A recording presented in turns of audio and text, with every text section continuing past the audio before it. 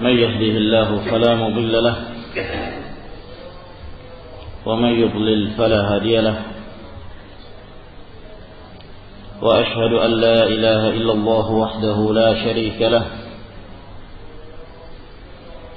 وأشهد أن محمدا عبده ورسوله صلى الله عليه وعلى آله وصحبه وسلم تسليما كثيرا. أما بعد،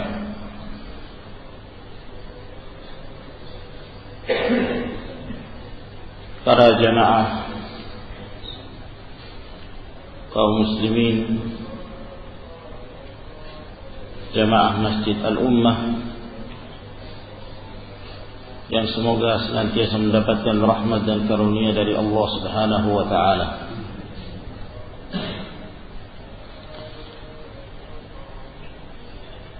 Merupakan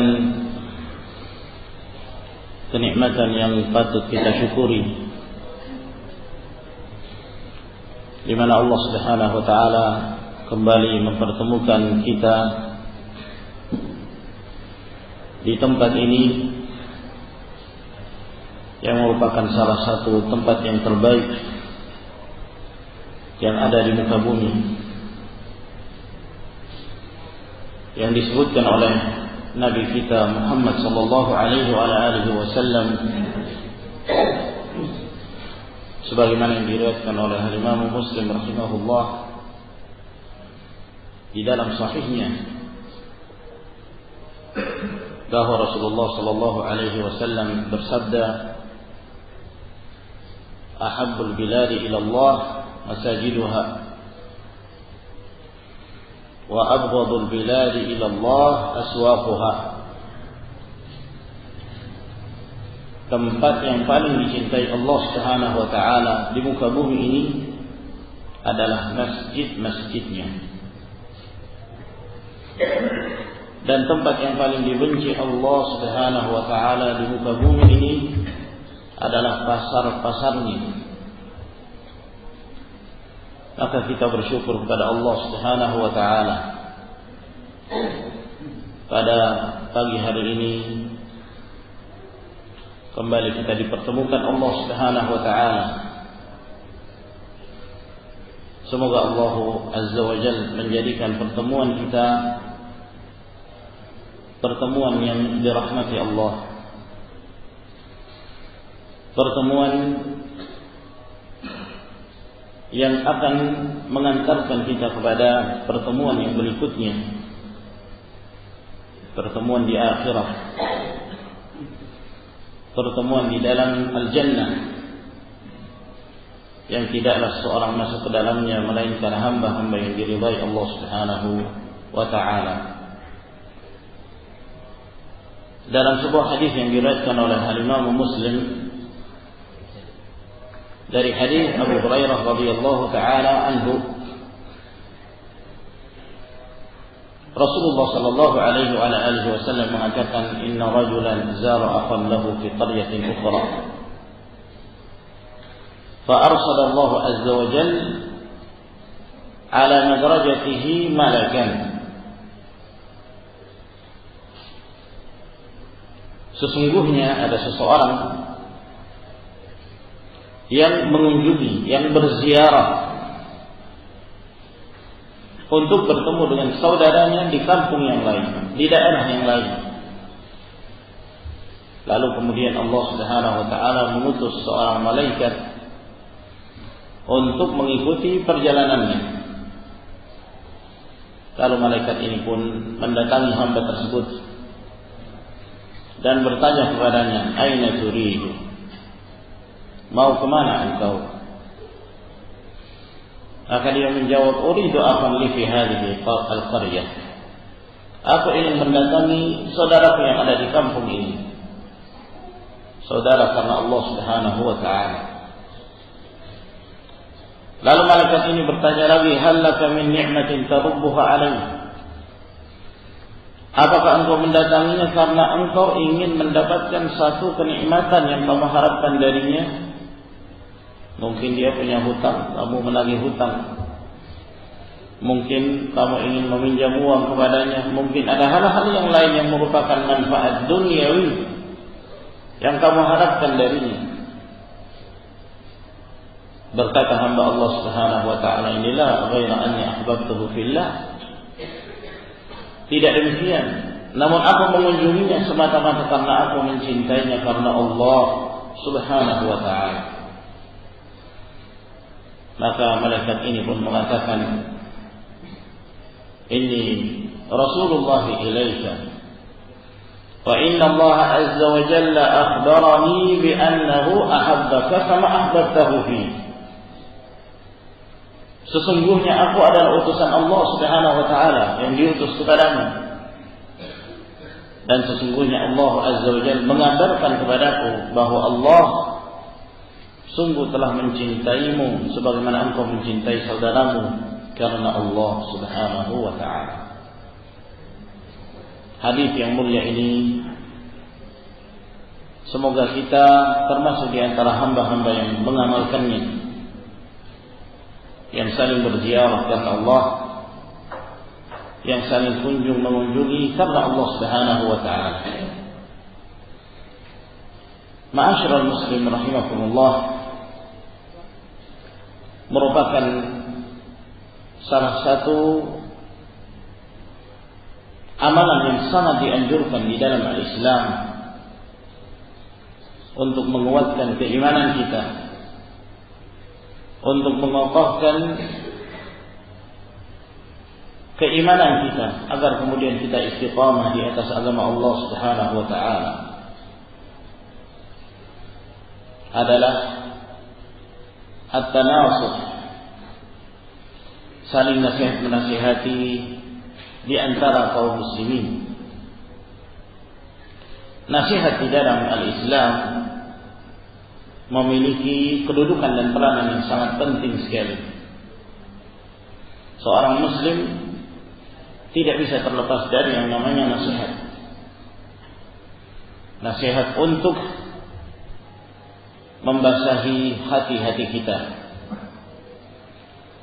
Nasihat agar kemudian hati kita tunduk kepada Allah Subhanahu wa taala. Nasihat yang mendekatkan diri kita kepada Allah.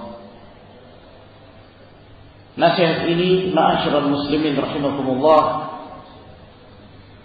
yang apabila seseorang tidak mengisi hari-harinya dengan mendengarkan nasihat, maka akan menyebabkan hati itu menjadi hati yang qasi, al-qulubul qasiyah.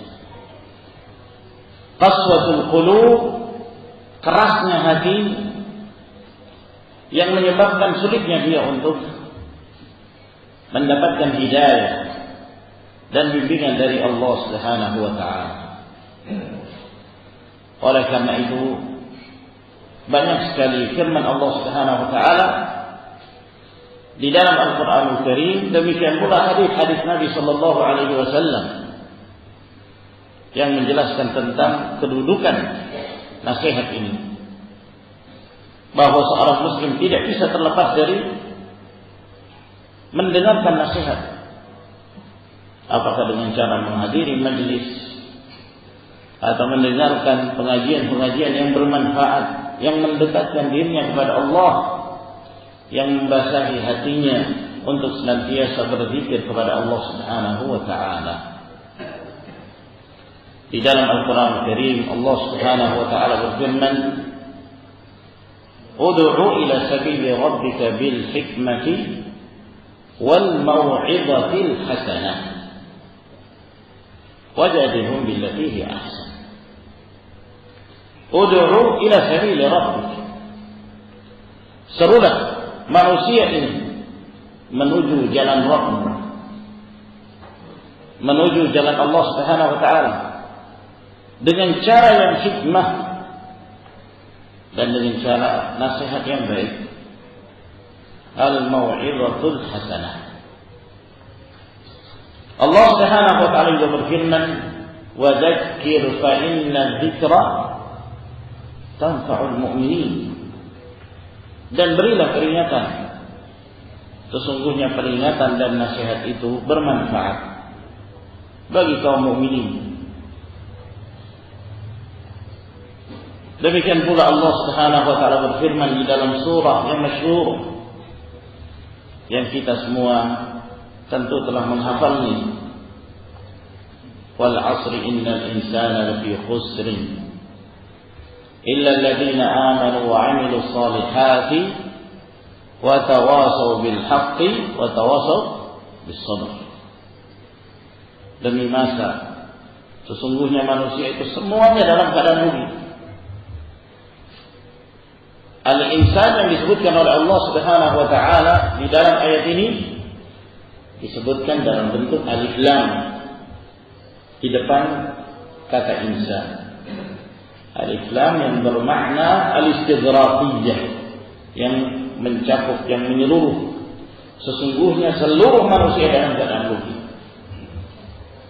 Lalu kemudian Allah Subhanahu wa taala mengecualikan illal ladzina amanu, kecuali orang-orang yang beriman, yang mempelajari agama Allah Subhanahu wa taala, wa 'amilus shalihat, lalu dia beramal saleh, wa tawashaw bil haqq, dan dia saling nasihat-menasihati dengan kebenaran. Ini nasihat. Wasiat mewasiati dengan kebenaran, wa tawashaw bis sabr, dan saling wasiat mewasiati dengan penuh kesadaran. Di antara kebiasaan sebagian sahabat Nabi sallallahu alaihi wasallam, apabila mereka bertemu maka mereka tidak berpisah hingga salah satunya ada yang membaca firman Allah Subhanahu wa taala ini untuk mengingatkan saudaranya. Wal 'asri innal insana lafi khusrin illa alladziina aamanu wa 'amilus shalihat wa tawashaw bil haqq wa tawashaw bis sabr. Lalu mereka berpisah. Di dalam hadis-hadis Nabi sallallahu alaihi wasallam demikian pula banyak sekali menjelaskan tentang kedudukan dan peranan nasihat yang sangat penting dalam kehidupan kaum muslimin. Di antaranya hadis yang diriwayatkan oleh Al-Imam Muslim rahimahullahu taala, hadis Abu Ruqayyah Tamim bin Aus Ad-Dari radhiyallahu anhu, kata Nabi sallallahu alaihi wa ala alihi wasallam, ad-dinun nasihah. Agama itu nasihat. Agama itu nasihat. Mengapa Rasul sallallahu alaihi wasallam mengatakan agama itu nasihat? Padahal di dalam agama itu banyak sekali amalan-amalan yang lain. Di dalam Islam ini ada salat, ada puasa, ada zakat, ada haji dan yang lainnya. Namun mengapa Rasul sallallahu alaihi wasallam menyebutkan di dalam hadis ini ad-dinun nasihat? Agama itu adalah nasihat. Hadis ini ma'asyiral muslimin rahimakumullah seperti halnya sabda Rasul sallallahu alaihi wasallam tatkala beliau menjelaskan tentang kedudukan wukuf di Arafah bagi mereka yang menunaikan ibadah haji. Nabi sallallahu alaihi wasallam mengatakan al-hajju Arafah. Haji itu adalah wukuf di Arafah.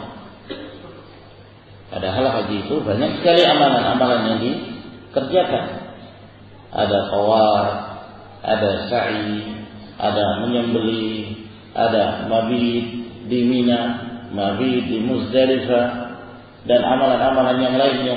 Namun mengapa Rasulullah sallallahu alaihi wasallam mengatakan al-hajju Arafah? Haji itu adalah wukuf di Arafah. Untuk menjelaskan tentang pentingnya wukuf di Arafah dalam menunaikan ibadah haji, dan bahwa tidak ada yang namanya amalan haji, ibadah haji bagi seorang yang tertinggal dari melakukan wukuf di Arafah. Maka demikian pula hadis Nabi sallallahu alaihi wasallam ini, ad-dinun nasihat. Agama itu nasihat. Maksudnya apa? Agama seorang muslim itu tidak akan tegak pada dirinya. Dia tidak akan kokoh di atas agama Allah Subhanahu wa taala. Tidak memiliki tsabat dan istiqamah di atas agama Allah apabila tidak dibarengi dengan an-nasihat, siap untuk menerima nasihat. Lalu kami bertanya kepada Rasul sallallahu alaihi wasallam, "Liman ya Rasulullah?"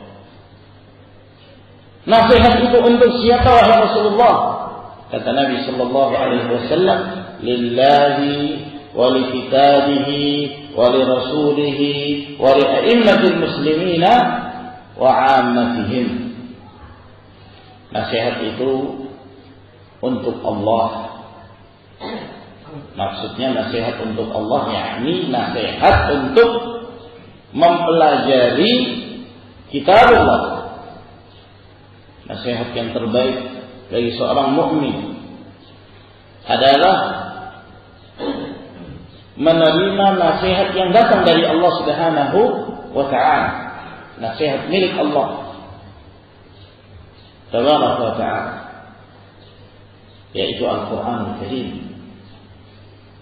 Al-Quranul Karim yang di dalamnya mengandung berbagai macam nasihat dan ibar, pelajaran-pelajaran yang sangat penting dan berharga bagi seorang mukmin untuk meneguhkan keimanan dalam dirinya. Allah Subhanahu wa ta'ala berfirman, "Ya ayyuhan nas, qad ja'atkum mau'izatun min rabbikum wa shifaa'un lima fis sudur wa hudan wa rahmatun lil mu'minin. Qul bi fadlillahi wa bi rahmatihi fabidzalika falyafrahu huwa khairun mimma yajma'un." Wahai sekalian manusia, sungguh telah datang kepada kalian mau'izah, telah datang kepada kalian nasihat. Nasihat dari Rabb kalian, dari Allah Subhanahu wa ta'ala.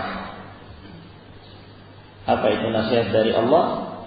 Al-Quranul Karim, kitab Allah, yang di dalamnya mengandung nasihat bagi hamba-hamba Allah yang mentadabburi kitab Allah Subhanahu wa ta'ala. Wa shifaa'un lima fis sudur.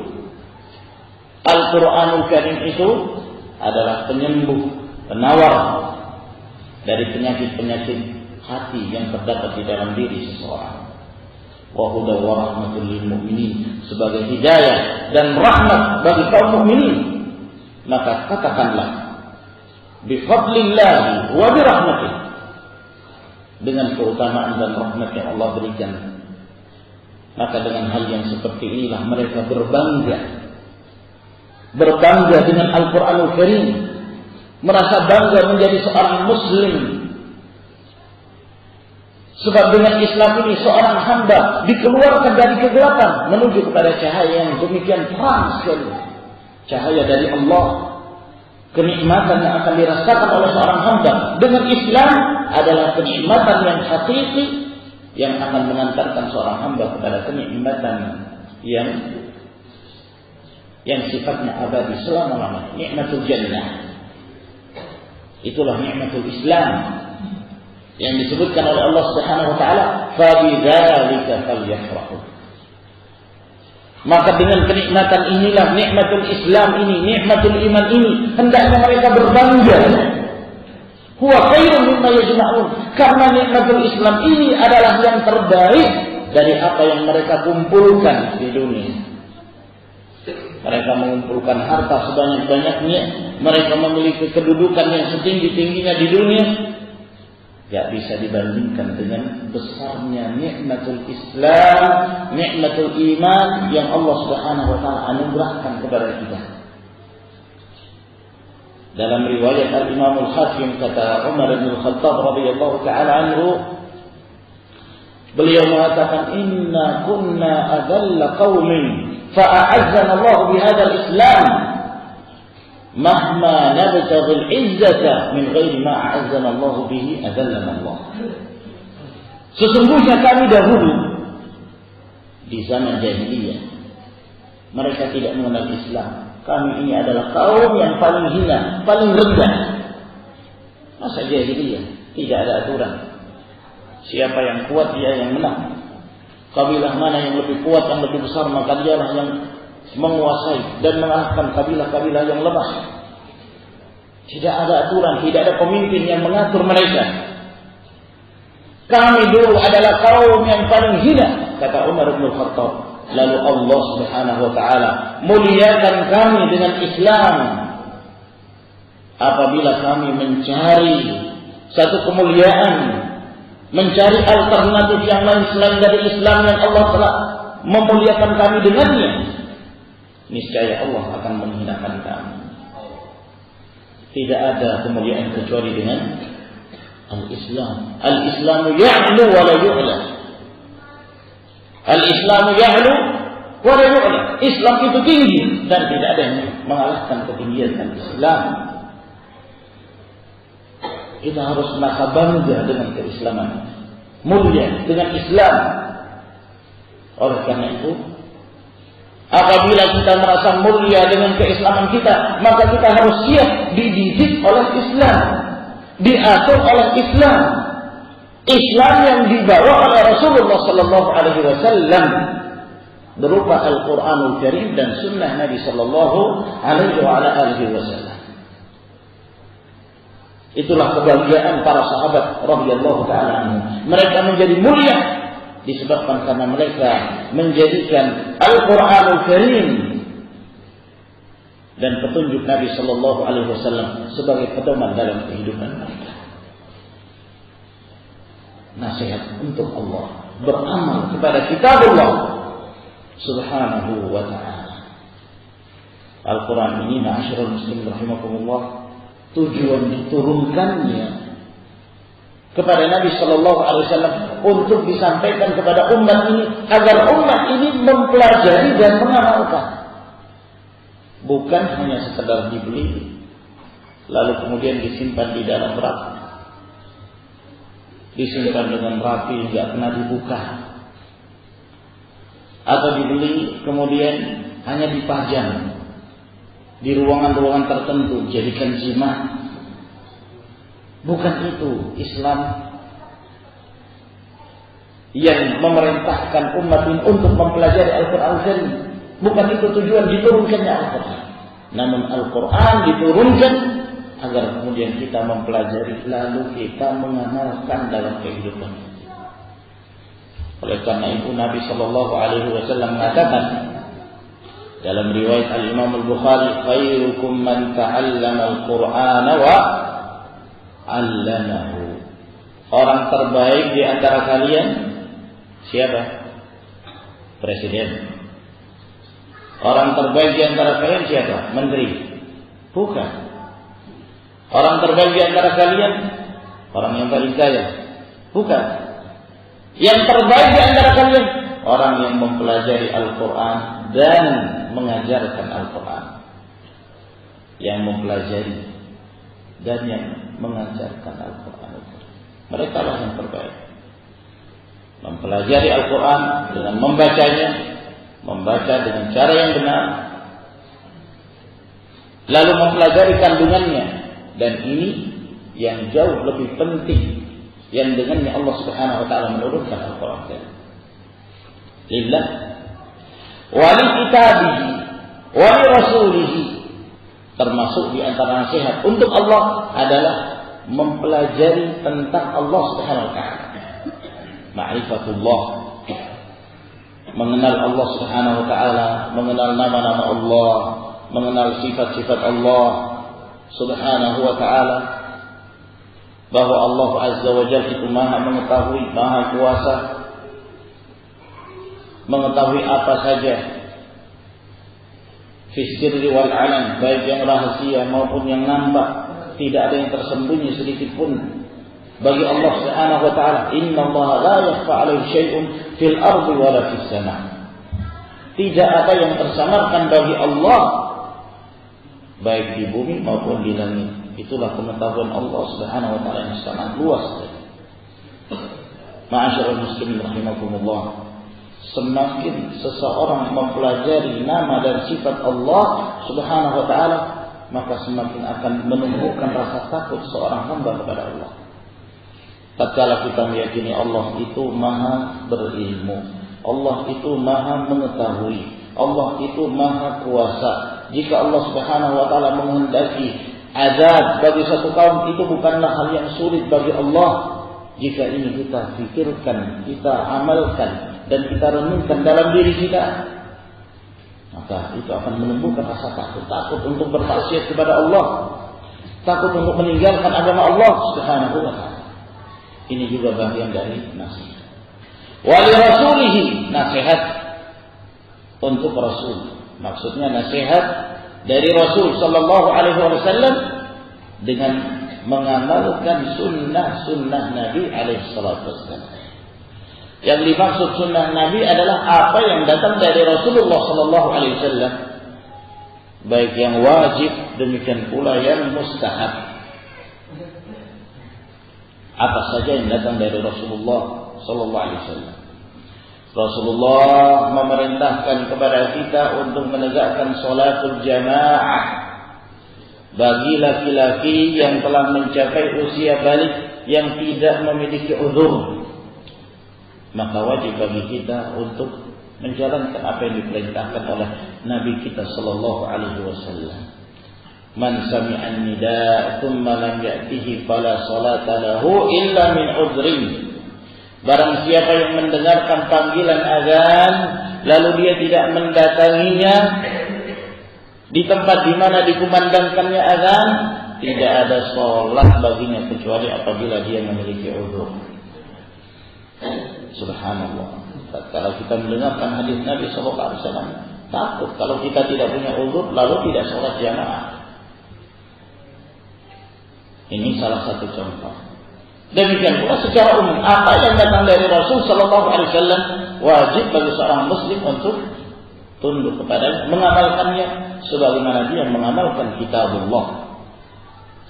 Yang tidak beramal dengan apa yang datang dari Rasulullah itu sama saja dia tidak beramal dengan Al-Quran. Sebab di dalam Al-Quran Karim Allah Subhanahu wa taala berfirman, "Wa ma ataakumur rasulu fakhudhuhu wa ma nahakum anhu fantahu." Apa yang Rasul sampaikan kepada kalian ambil, dan apa yang Rasulullah larang kalian darinya tinggalkan. Apa yang datang dari Rasulullah itu sama hukumnya dengan apa yang datang dari Allah Subhanahu wa taala. Sebab Allah memerintahkan Rasulnya untuk menjelaskan, menafsirkan, menjabarkan makna-makna yang terdapat di dalam Al-Quranul Karim.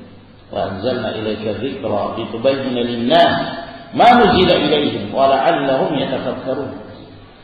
Kami menurunkan kepadamu wahai Muhammad Al-Quran agar engkau yang menjelaskan kepada manusia apa yang diturunkan kepada mereka, semoga mereka berpikir dan mengamalkan. Walil a'immatul muslimin, dan nasihat untuk imam kaum muslimin, pemimpin kaum muslimin. Maksudnya nasihat bagi kita untuk senantiasa mendengar dan taat kepada penguasa muslim. Apakah dia penguasa yang adil ataukah penguasa yang zalim? Apabila dia seorang penguasa yang adil, maka walhamdulillah itu bagian dari nikmat yang Allah Subhanahu wa taala berikan kepada kita.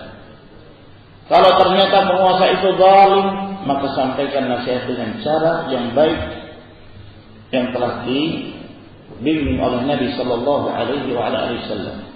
Bukan nasihat yang menyebabkan timbulnya kerusakan di muka bumi. Bukan kerusakan yang menyebabkan pertumpahan darah di tengah-tengah kaum muslimin, yang menyebabkan di antara kaum muslimin itu sendiri saling bertempur dan saling bunuh-membunuh.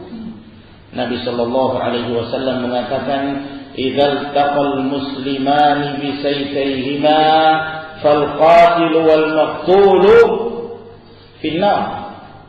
Apabila dua muslim bertemu masing-masing membawa pedang. Kalau itu di zaman Rasul sallallahu alaihi wasallam. Sekarang ini senjatanya lebih canggih. Bukan hanya membawa pedang, masing-masing membawa senjata rakitan, senjata organik. Ya, masing-masing membawa bom, masing-masing membawa senjata apa saja. Keduanya bertemu untuk saling bunuh-membunuh, maka yang membunuh dan yang terbunuh di dalam neraka. Kata Abu Bakar, "Ya Rasulullah, hadzal qatil." Fama balul maqtul. Wahai Rasulullah, kalau yang membunuh itu masuk neraka, iya, bisa difahami. Tapi kenapa yang dibunuh pun masuk neraka? Kenapa Pak yang terbunuh masuk neraka? Dia yang sudah dibunuh, dia lagi masuk neraka. Kata Nabi SAW, innahu kana harisan ala qatli sahibihi. Dia masuk neraka karena dia punya niat yang kuat untuk membunuh saudaranya. Niat itu tercatat di sisi Allah Subhanahu wa taala seperti dia mengamalkannya ketika dia punya tekad yang kuat untuk melakukan, meskipun ada yang menghalangi. Dia dikalahkan dalam perkelahian, kalah dia, tapi tekad yang kuat untuk membunuh itu tetap ada. Maka dia dicatat di sisi Allah Subhanahu wa taala seperti orang yang telah melakukan. Seorang ingin melakukan perbuatan zina, maka dia pun cari tempat prostitusi. Mudah-mudahan di Banjarmasin ini tidak ada. Ya, cari tempat untuk berbuat zina. Naik motor, di tengah jalan ditangkap oleh polisi, nggak lengkap surat-surat. Ya, nggak ada SIM, nggak pakai helm. Padahal dia punya keinginan yang kuat untuk melakukan perbuatan zina, tapi tercegah. Yang seperti ini dicatat seperti dia telah melakukan, catat dosa. Ma'asyiral rahimakumullah. Maka seorang muslim wajib hukumnya taat kepada penguasanya, selama bukan dalam perkara bermaksiat kepada Allah Subhanahu wa taala. Ketika mereka memerintahkan untuk bermaksiat, maka tidak ada ketaatan. Namun dalam hal-hal ketaatan secara umum, maka seorang rakyat wajib untuk taat kepada penguasanya. Ketika terjadi kezaliman, maka kita mendoakan penguasa. Kata Imam Ahmad rahimahullah, demikian pula Fudail bin Iyad, "Lau kanat li da'watun mustajabah, la da'awtuha lis-sultan." Kalau seandainya aku punya doa, yang doa ini pasti dikabulkan Allah Subhanahu wa taala, aku akan mendoakan kebaikan untuk penguasa. Wa li'ammatihim, dan juga nasihat untuk seluruh kaum muslimin. Nasihat untuk seluruh kaum muslimin agar mengamalkan kitabullah dan sunnah Nabi sallallahu alaihi wasallam. Ingat pesan Rasulullah sallallahu alaihi wasallam pada saat beliau sedang berkhutbah di haji perpisahan. Dalam riwayat Al-Imam Al-Hakim dalam kitabnya Al-Mustadrak, Nabi sallallahu alaihi wasallam memberi pesan kepada umat ini, "Taraktu fikum amrayn ma in i'tasamtum bihima lan tadhillu abadan kitaballah wa sunnati." Aku telah tinggalkan untuk kalian dua pedoman. Selama kalian berpegang teguh dengan keduanya, kalian tidak akan tersesat selamanya. Al-Quran Al-Karim dan sunnah Nabi sallallahu alaihi wa ala alihi wasallam. Maka ini pentingnya nasihat. Nasihat untuk kebaikan itu selalu kita butuhkan. Hanya saja ma'asyiral muslimin rahimakumullah, juga termasuk di antara sunnah Nabi sallallahu alaihi wasallam dalam memberi nasihat, jangan menyampaikan nasihat yang berlebihan yang menyebabkan seorang bosan mendengarkan. Terlalu sering juga kurang baik.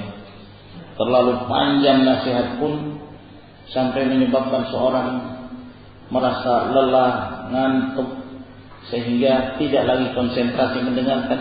Ini pun kurang baik. Makanya dalam riwayat Imam Bukhari dan Muslim dari hadis Abu Wa'il Syaqiq bin Salamah rahimahullah ta'ala, beliau menjelaskan bahwa Abdullah bin Mas'ud radhiyallahu ta'ala anhu kana yudzakkiruna fi kulli khamisin marrah. Abdullah bin Mas'ud, beliau selalu memberi nasihat kepada kami dalam sepekan hari Kamis sekali. Jadi tidak terus-menerus. Maka kata Syafiq, "Ya Abu Abdurrahman, law dzakartana kulla yawm." Wahai Abu Abdurrahman, alangkah baiknya kalau engkau terus setiap hari memberi nasihat kepada kami. Kata Abdullah bin Mas'ud, "Innahu yamna'uni min dzalik li'annani karihtu an umillakum. fa inni atakhawwalukum bil mau'izah kama kana Rasulullah sallallahu alaihi wasallam yatakhawwaluha bil mau'izah. Yatakhawwaluha bil mau'izah. Makhafata sa'amati alaina. Sesungguhnya tidak ada yang mencegah aku untuk terus-menerus memberi nasihat kepada kalian, melainkan karena aku khawatir jangan sampai membuat kalian bosan. Oleh karena itu aku menjarang-jarangkan nasihat itu kepada kalian, sebagaimana Rasulullah sallallahu alaihi wasallam menjarang-jarangkan nasihatnya kepada kami karena khawatir jangan sampai kami merasa bosan mendengarkan nasihat tersebut.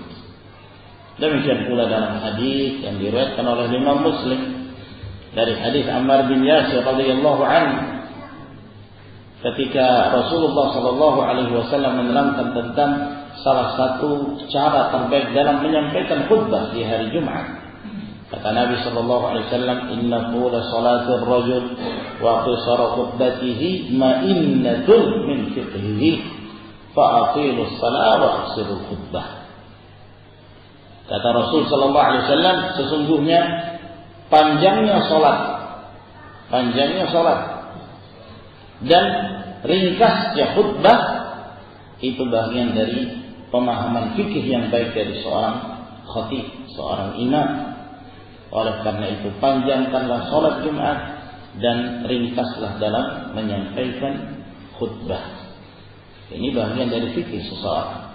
Yang dimaksud memanjangkan di sini pun jangan terlalu panjang. Rakaat pertama surah Al-Baqarah, rakaat kedua surah Ali Imran, dia salam, di belakangnya makmumnya sudah lari semua. Jangan seperti itu. Ya, tapi yang dimaksud memanjangkan salat seperti yang dilakukan oleh Nabi sallallahu alaihi wasallam. Terkadang beliau di rakaat pertama membaca surah Sabbih isma rabbikal a'la. Rakaat yang kedua hal ataka haditsul ghashiyah dengan bacaan tertib yang baik didengarkan. Dan terkadang pula Nabi sallallahu alaihi wasallam pada rakaat pertama beliau membaca suratul Jumu'ah dan rakaat yang kedua beliau membaca surah Al-Munafiqun. Maka ini ma'asyiral muslimin rahimakumullah yang bisa saya sampaikan pada pertemuan kita di pagi hari ini. Saya berharap semoga pertemuan kita di pagi hari ini memberi manfaat, menjadi pertemuan yang dirahmati Allah Subhanahu wa taala dan menambah keimanan kita. Semoga Allah Azza wa Jalla senantiasa memberikan taufik kepada kita untuk istiqamah di atas iman dan istiqamah di atas agama Allah Subhanahu wa taala. Lebih dan kurangnya mohon dimaafkan. Fa akhiru da'wana alhamdulillahirabbil alamin. Saya enggak tahu apakah ada tanya jawab atau silahkan jemaah mungkin ada yang ingin bertanya. Kami persilahkan. Ya Pak.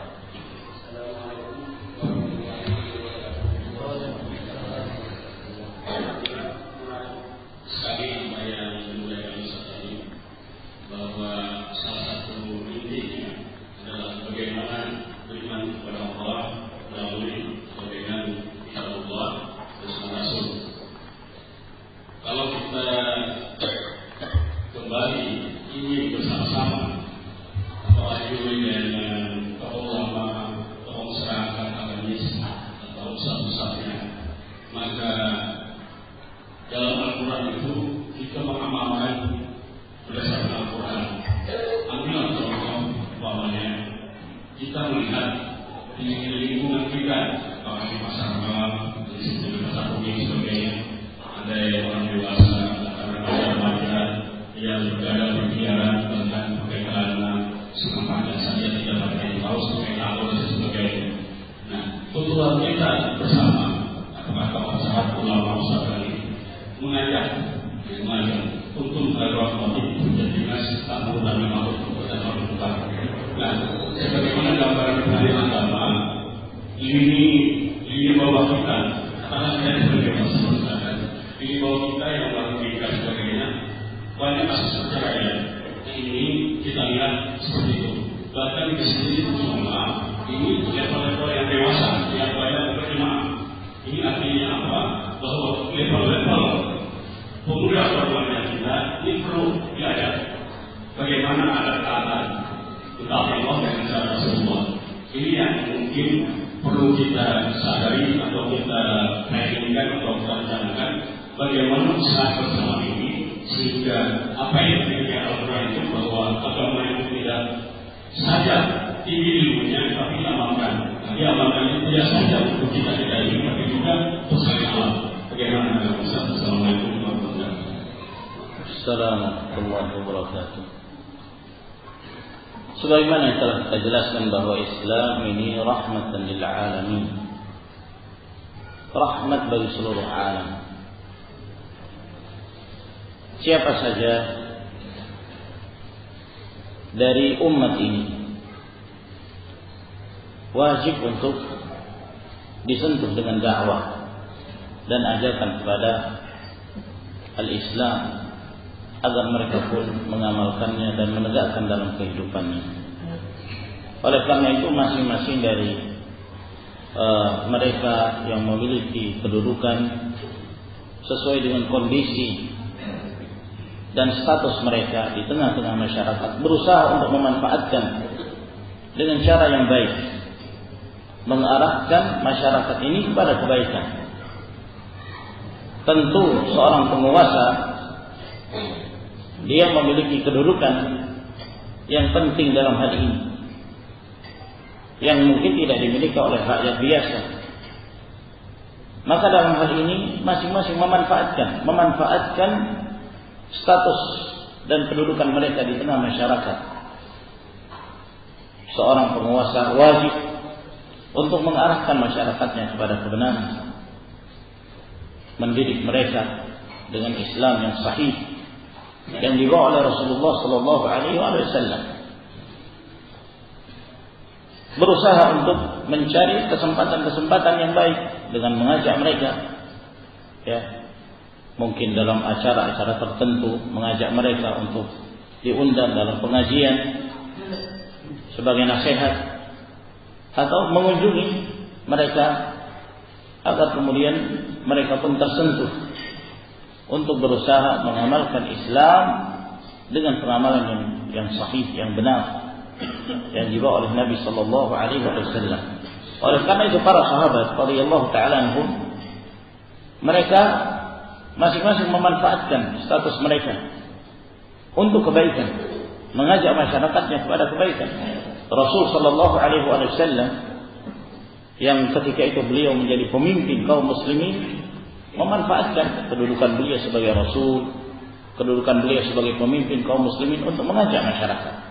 Salah satu contoh yang diriwayatkan oleh Bukhari dan Muslim, Nabi sallallahu alaihi wasallam beliau mengatakan, "Inna athqala as-salati 'ala al-munafiqin salatul isya wa salatul fajr, law ya'lamuna ma fihima la'atawhuma walau habwan.